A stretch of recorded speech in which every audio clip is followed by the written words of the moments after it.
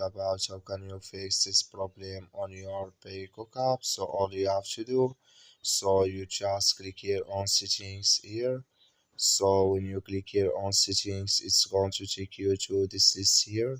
It's going to show for you like this. Then you go down here, then you click on apps, then come to apps list here, and here you're looking for Peacock app, or just click on search. Then here add Peacock, it's going to show for you like this.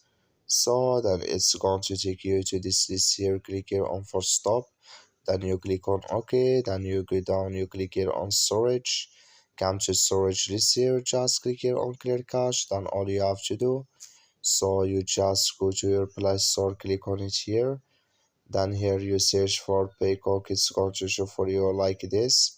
You will find here update, click on it, then it's going to work with you. That's all you have to do. Thank you for watching. Don't forget to support us by like